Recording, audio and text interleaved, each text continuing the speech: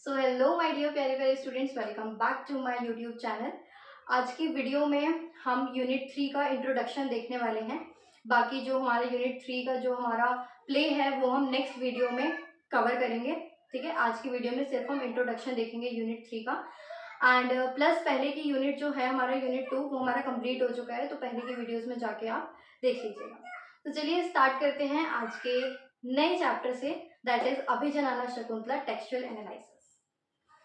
इससे पहले जितना भी हमने किया था उस समय हमने देखा था जो लिखा था जिन्होंने, यानी कि जो कालिदास है हमारे, उन्होंने जो लिखा था हमने उनके बारे में पढ़ा। फिर उनके मतलब कि उस टाइम पे किस तरीके से जो है संस्कृत लिटरेचर के अंदर, संस्कृत ड्रामा के अंदर क्या क्या चीज़ें होती थी, वो सारी चीज़ें पढ़ी हमने। हम इस चैप्टर के अंदर जो है हम अपना जो एक्ट्स हैं उनको इसके अंदर डिस्कस करने वाले हैं इस चैप्टर के अंदर। तो क्या होता है कि जो हमारा अभिजनाना शकुंतला है वो एक बहुत ही फेमस प्ले है। ये जो है ये हमारा एक बहुत ही फेमस प्ले है जिसको किसने लिखा था, जिसको कालिदासा ने लिखा था। जिस तरीके से कालिदासा ने इस प्ले को लिखा था, जैसे पहले के जो फेमस प्ले राइट्स होते थे वो जिस तरीके से प्लेस को लिखते थे, उसी तरीके से हमारे जो कालिदास है उन्होंने इस प्ले को लिखा था, जिसके अंदर उन्होंने 2 लैंग्वेजेस यूज की थी। जो हमारे कालिदास हैं उन्होंने इसके अंदर 2 लैंग्वेजेस यूज की थी। ठीक है, और वो लैंग्वेजेस क्या थी? एक लैंग्वेज थी संस्कृत और दूसरी लैंग्वेज थी प्राकृत। ठीक है,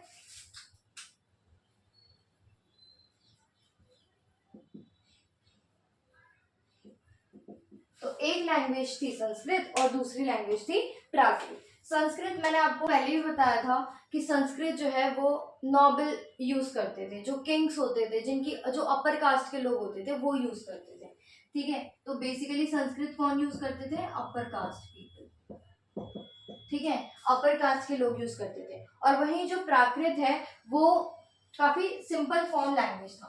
जो प्राकृत है, जैसे आजकल क्या होता है, इंग्लिश जो है वो बड़े बड़े लोग जो मतलब बहुत रिच फैमिलीज होते हैं वो बोलते हैं, लेकिन हिंदी जो है वो कॉमन पीपल हिंदी बोलते हैं। ठीक है, लेकिन जो रिच पीपल होते हैं वो इंग्लिश बोलते हैं। इसी तरीके से इसके अंदर था, संस्कृत जो था वो अपर कास्ट लोग यूज करते थे और प्राकृत जो है वो कॉमन पीपल यूज करते थे। ठीक है, ये सारी चीजें हमने पहले के चैप्टर में भी डिस्कस किया हुआ है। ठीक है, तो हम इस पे ज्यादा टाइम वेस्ट नहीं करेंगे, बट ये चीज हम जान लेते हैं कि ये जो हमारे ये जो लैंग्वेजेस है वो लाइक क्या शो करते थे।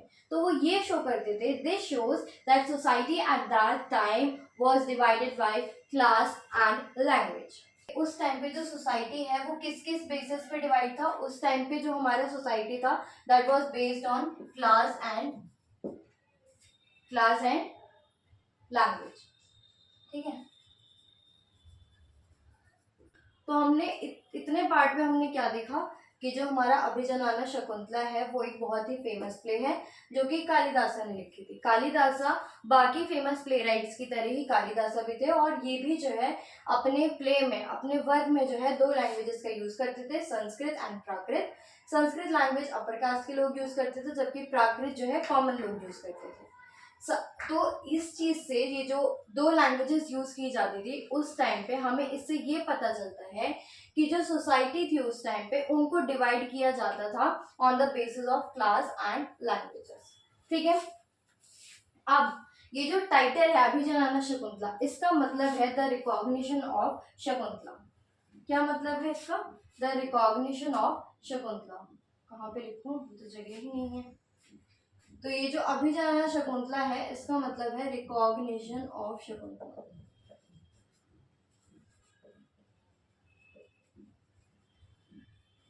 ठीक है, चलिए तो अब हम बात कर लेते हैं कि जो अभिजनाना शकुंतला हमारा टाइटल है वो टाइटल का मतलब है रिकॉग्निशन ऑफ शकुंतला। ठीक है, जिसमें हम शकुंतला के बारे में जानेंगे। जो स्टोरी है this is based on a episode from Mahabharat. Mahabharat के अंदर से जो स्टोरी है वो ली गई है। एंड बट जो कालिदास है उन्होंने इसको और ज्यादा रिचर और ज्यादा मीनिंगफुल बना दिया। इसको कालिदास ने इसको और ज्यादा रिचर एंड मीनिंगफुल बना दिया। ठीक है, समझ आ गया इतना? ओके, अब हम नेक्स्ट पे मूव करते हैं। इन्होंने क्या किया था, इसको बहुत ज़्यादा एक इमोशनल टच दिया था। इनकी जो ये प्ले थी, इसको इन्होंने बहुत ज़्यादा एक इमोशनल टच दिया था।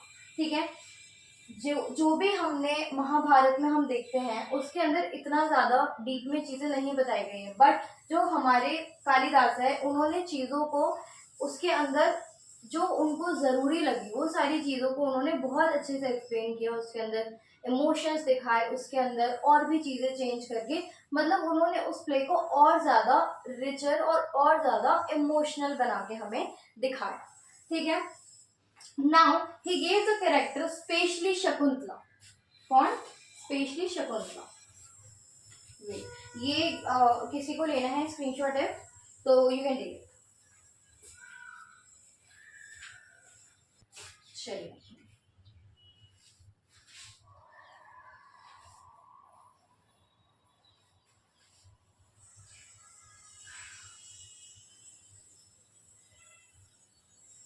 गाइस एग्जाम्स आने वाले हैं दिसंबर में, एंड इफ एनीबडी थिंक, अगर कोई भी ऐसा स्टूडेंट है जिसको ये लगता है कि उन्हें मेरे YouTube चैनल पे जो मैं वीडियो बना रही हूँ वो ज़्यादा हेल्पफुल नहीं कर रहा है, तो आप मेरी ऑनलाइन क्लास भी ज्वाइन कर सकते हैं। वहाँ मतलब ऑनलाइन क्लास में और YouTube की वीडियोस में बहुत ज़्यादा डिफरेंस हो जाता है, ये मैं भी जानती हूँ। ठीक है, तो वहाँ पे अगर किसी को भी कोई भी डाउट है तो वैसे तो आप कमेंट सेक्शन में लिख दो, बट अगर किसी को भी लगता है कि यहाँ पे नहीं समझ आ रहा है, हमें ऑनलाइन क्लास में ज़्यादा अच्छा समझ आएगा, तो आप ऑनलाइन क्लास भी मेरे से ले सकते हैं। पहले के मैंने वीडियोस में अपना जो नंबर है, कॉन्टैक्ट नंबर, वो मैंने नीचे डिस्क्रिप्शन बॉक्स में लिखा हुआ है, आप वहाँ से नंबर लेके मुझे कांटेक्ट कर सकते हैं। ओके, चलिए, तो हम कहाँ थे? हम थे कि जो टाइटल अभी जनाना शकुंतला है, सॉरी ये हमने कर लिया था। हम थे कि उन्होंने जो कैरेक्टर है उनको, जैसे कि जो मेन कैरेक्टर है हमारी जो शकुंतला है उनको, और जो किंग दुष्यंता है उनके फीलिंग्स को और ज्यादा हमें दिखाया है डीपली। ठीक है, उन्होंने कुछ एलिमेंट्स भी उसके अंदर ऐड किए, जैसे कि कर्स और रिंग। कुछ एलिमेंट्स जो उन्होंने ऐड किए थे इसके अंदर वो थे, पहला द कर्स और दूसरा था रिंग। ठीक है, कर्स, जब उनको कर्स मिलता है, वैसे तो अभी हम पूरा चैप्टर ही पढ़ने वाले हैं इसके अंदर एक्ट बाय एक्ट, जैसे कि आपके बुक में दिया हुआ है, बट इन शॉर्ट मैं आपको बता देती हूँ द कर्स और रिंग इसके अंदर क्या है। द कर्स है इसके अंदर कि जो हमारी शकुंतला है उनको जो है श्राप दे देते हैं। ठीक है, और श्राप उनको ये मिलता है कि जब तक जो उनके पास कोई ऐसी चीज जिससे उनके जो हस्बैंड है वो पहचान ले, यानी कि कोई ऐसी निशानी हो जो जिससे उनके हस्बैंड उन्हें पहचान ले, तभी उनके हस्बैंड उन्हें याद कर पाएंगे, अदरवाइज उनकी मतलब वो अपनी वाइफ को भूल जाएंगे। ठीक है, दूसरा ये जो रिंग वाला है, इस रिंग का मतलब है इसके अंदर कर्स में ही है ये चीज कि जब वो उन्हें कर्स देते हैं तो इनकी जो शकुंतला जो है, उनकी जो फ्रेंड्स होती हैं, वो जब उनसे क्षमा मांगती है, उनसे सॉरी बोलती हैं, तो उन्हें माफ कर देते हैं, और जो कर्ज होता है उनको थोड़ा लाइट कर देते हैं, कम कर देते हैं। वो ये बोलते हैं कि अगर शकुंतला के पास कोई भी ऐसी चीज हो, कोई भी ऐसी निशानी हो जो उनके हस्बैंड ने उन्हें दी है, तो वो अगर वो उन्हें दिखाएंगे तो उससे उनके हस्बैंड उनको याद आ जाएंगे। ठीक है, तो ये है रिंग और ये है कर्स। इन मतलब इस तरीके के एलिमेंट्स जो है कालिदास ने अपने प्ले में यूज किया था। ठीक है, कर्स which makes Dushyanta forget Shakuntala and the ring which helps him remember her again। ठीक है, कर्स तो ये था कि उसका हस्बैंड उसे भूल जाता, और रिंग जो था उसने हेल्प की थी उसके हस्बैंड को अपनी वाइफ को याद करने में। Okay, These additions increased the emotions of love and made the story more dramatic। ये जो additions थे, जो ये दो चीजें जो ऐड की गई थी, इसकी वजह से जो कालिदास है वो हमें लव को और ज्यादा डीपली समझाते हैं, लव के बारे में और ज्यादा हम डीपली समझ पाते हैं इन दो एलिमेंट्स की वजह से। और दूसरा वो जो है अपने जो उनकी जो प्ले है उसको और ज्यादा वो डेप्थ में जो है पूरी चीजें हमें बताते हैं। ठीक है, about love and about everything. ठीक है, कि तो वो इन सारी चीजों के बारे में हमें और ज्यादा डीपली बताते हैं और जो प्ले है उसको और ज्यादा ड्रामेटिक बनाते हैं। ठीक है, चलिए। Unlike the Mahabharata, where the reunion happens in the king's place, Kalidasa shows the final union of Shakuntala and Dushyanta in the heavenly cottage, heavenly hermitage of Marika and Aditi, and this happens many years later after their son is born. So what happens after this is Mahabharat, जिस तरीके से महाभारत है, जिस तरीके से महाभारत है, उसके अंदर जो रीयूनियन है, जो रीयूनियन है वो किस तरीके से दिखाया जाता है। महाभारत के अंदर रीयूनियन जो है हमें दिखाया जाता है किंग्स प्लेस पे।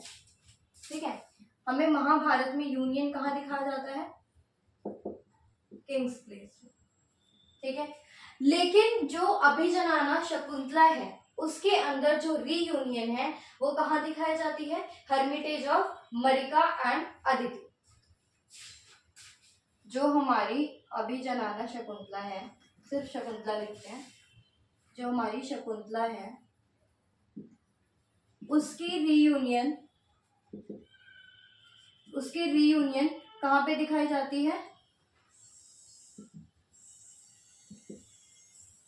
Hermitage of Marica and Aditi.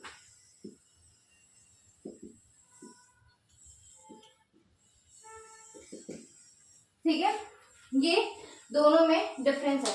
कई बार जो है हमारे एग्जाम में ये क्वेश्चन भी आ जाता है कि महाभारत से जो अभिजनाना शकुंतला थी वो किस तरीके से अलग थी, तो उसके अंदर ये सारे पॉइंट्स भी आएंगे। ओके, तो इन सारी चीजों को साथ के साथ लिखते चलिए, अपने साथ नोटबुक रखना।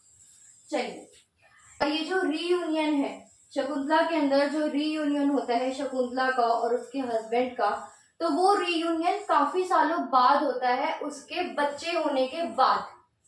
ठीक है, उसके बच्चे होने के बाद जो है शकुंतला और उसके हस्बैंड के बच्चे होने के बाद इनका रीयूनियन होता है, और वो रीयूनियन कहाँ पे होता है, hermitage of Marica and Aditi. Okay, so इन सारी चीजों से हमें क्या पता चलता है कि कालिदासा की जो प्ले थी वो पहले वाले प्ले से बहुत ही ज्यादा अलग और क्रिएटिव थी। ठीक है, यूनिक थी, क्रिएटिव थी और भी ज्यादा अच्छी थी। ठीक है, so Kalidasa's version of Shakuntala is more creative than the original one. Okay, चलिए अब हम मूव करते हैं नेक्स्ट पे।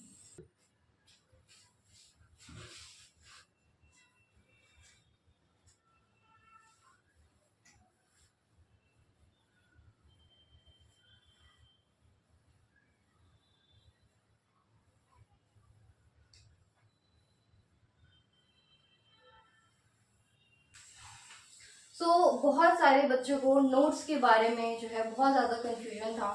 मैं ये चीज़ यहाँ पे नोट्स को लेके क्लियर करना चाहूँगी कि जो भी नोट्स हैं जो मैं लिखती हूँ, ठीक है, और जो मैंने अभी इंस्टा पेज पे डाले हुए हैं अपने, ठीक है, उस पे आपको सिर्फ उतने ही नोट मिलेंगे, क्योंकि वो नोट सिर्फ एक सैंपल होता है आपको दिखाने के लिए कि इफ़ अगर आपको ये नोट्स पसंद आया तो आप आगे मुझे कांटेक्ट करें फुल नोट के लिए।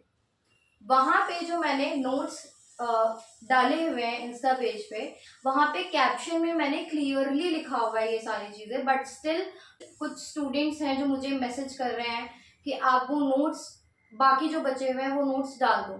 बेटा बाकी बचे हुए नोट्स जो भी है वो नोट्स आपको मेरी क्लास में मिलेंगे, और प्लस अगर आपको सिर्फ नोट्स चाहिए, क्लास नहीं चाहिए, क्लासेस नहीं लेनी है, सिर्फ आपको नोट्स चाहिए, तो वो नोट्स भी आपको जो है फुल नोट्स आपको मिल जाएंगे। चलिए अब स्टार्ट करते हैं नेक्स्ट से, ठीक है। और इसके अंदर हम ये देखेंगे कि जो हमारी कालिदासा प्ले है, जो हमारी कालिदासा की प्ले है अभिजनाना शकुंतला, बहुत ही ज़्यादा रोमांटिक ड्रामा है, ठीक है, जिसको आज भी बहुत सारे लोग पढ़ना पसंद करते हैं। जितना लोग पहले उस चीज़ को, उस ड्रामा को पसंद करते थे, उतना ही आज भी लोग उस ड्रामा को बहुत ज़्यादा पसंद करते हैं, ठीक है। इसके अंदर जो है फीलिंग ऑफ फर्स्ट लव दिखाई गई है, ठीक है।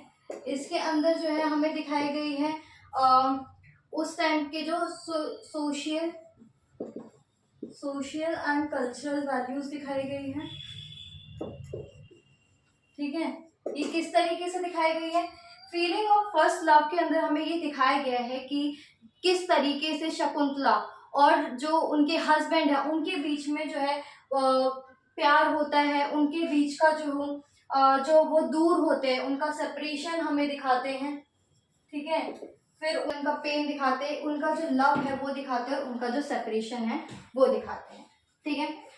इसके बाद हम आते हैं सोशल एंड कल्चरल वैल्यूज पे। सोशल एंड कल्चरल वैल्यूज के अंदर हमें ये दिखाई जाती है कि उस टाइम पे जो सोसाइटी थी वो कैसी हुआ करती थी, ठीक है। लाइक उस टाइम की जो सोसाइटीज थी बहुत ज़्यादा जजेबल होती थी, प्लस उस टाइम की जो सोसाइटी थी उनका मानना ये था, मतलब उसके अंदर ज़्यादातर हमें दिखाया गया कि बेटा बहुत ज़्यादा इंपॉर्टेंट होता है, ठीक है। इंपॉर्टेंस ऑफ सन दिखाया गया है, ठीक है। इंपॉर्टेंस ऑफ सन दिखाया गया है, प्लस बहुत ही ज़्यादा जजेबल होती थी उस टाइम पे सोसाइटी। और इसके अंदर एक कैरेक्टर है फिशरमैन का, ठीक है। फिशरमैन का एक कैरेक्टर है जिसको ये दिखाया गया है उसके थ्रू कि वहाँ के जितने भी जो गार्ड्स होते थे वो बहुत ही ज़्यादा करप्ट हुआ करते थे, ठीक है। क्योंकि ये जो फिशरमैन है इसको शकुंतला की रिंग मिलती है और बिना ये समझे, बिना ये प्रूफ किए वहाँ के जो गार्ड्स होते हैं, वहाँ के जो लोग होते हैं वो उसे पकड़ लेते हैं और उसे गिल्टी ठहरा देते हैं, ठीक है। तो ये हमें ये दिखाती है कि उस टाइम के जो गार्ड्स होते थे वो कितने ज़्यादा करप्ट होते थे, ठीक है। प्लस इसके बाद हम बात करेंगे ब्यूटीफुल इमेजरी की। तो ब्यूटीफुल इमेजरी यानी कि यहाँ पे ये ब्यूटीफुल इमेजरी का मतलब यहाँ पे ये है कि जो हमारी शकुंतला है और जो दुष्यंता है उनका जो मीटअप हुआ था फॉरेस्ट के अंदर, वहाँ पे उनको फर्स्ट लव, एक दूसरे के साथ वहाँ पे पहली बार वो मिले, ठीक है। वहाँ पे उनको प्यार हुआ एक दूसरे से, ठीक है। उसके बाद फॉरेस्ट के अंदर जो हर्मिटेज है वो काफ़ी ज़्यादा ब्यूटीफुल था, उसका वहाँ पे उल्लेख किया गया है कि हर्मिटेज जो है बहुत ही ज़्यादा सुंदर आश्रम है और वो जो आश्रम है वो लाइक एक स्वर्ग होता है उसकी तरह दिख रहा है। वहाँ पे जो फूल है बहुत ही ज़्यादा सुंदर है, वहाँ पे कोई कांटे नहीं है, हॉर्न्स नहीं है और वो बहुत ही ज़्यादा सुंदर है। ये सारी चीज़ों का इसके अंदर जो है उल्लेख किया गया है। तो हमने इसके अंदर क्या देखा, मेन कॉन्सेप्ट्स इसके हमने क्या देखे, feeling of first love, social and cultural values, beautiful imagery and translations, ठीक है। फीलिंग ऑफ फर्स्ट लव के अंदर हमने देखा सेपरेशन, सैडनेस, पेन, लव, ये सारी चीज़ें जो दुष्यंता और शकुंतला के बीच में होता है। उसके बाद सोशल एंड कल्चरल वैल्यूज, उस टाइम के लोग किस तरीके से सोचते थे, उनकी थिंकिंग क्या थी। उसके बाद ब्यूटीफुल इमेजरी इसके अंदर देखने को मिलता है कि जो फर्स्ट लव है इनका वो फॉरेस्ट के अंदर होता है। फॉरेस्ट बहुत ही ज़्यादा सुंदर था, वहाँ पे एक हर्मिटेज था, बहुत ही ज़्यादा वो सुंदर था, एक जो स्वर्ग है उसकी तरह वो हर्मिटेज दिखता था, उसके अंदर फूल थे, कोई कांटे नहीं थे, बहुत सुंदर दिखता था। और ट्रांसलेशंस यानी कि ये जो बुक है इसके काफ़ी सारी ट्रांसलेशंस है, ठीक है। सो गाइज आज की वीडियो यहीं पे ख़त्म करते हैं और नेक्स्ट वीडियो में इसके आगे का जो हमारा चैप्टर है वो स्टार्ट करेंगे और ये जो यूनिट 3 है वो हम ख़त्म कर देंगे नेक्स्ट वीडियो में, ठीक है। ये पार्ट 1 है, इसके अंदर हमने इंट्रोडक्शन दिया है यूनिट 3 का एंड नेक्स्ट पार्ट में हम यूनिट 3 कंप्लीट कर देंगे। So thank you so much and मेरी वीडियोस को, अगर आपको मेरी वीडियो पसंद आती है, मेरा एक्सप्लेनेशन अच्छा लगता है तो मेरी वीडियोस को लाइक कीजिएगा और मेरे चैनल को सब्सक्राइब कर दीजिएगा, शेयर ज़रूर करना, प्लस कमेंट में बताना मेरा एक्सप्लेनेशन आपको कैसा लगता है। Thank you, bye bye.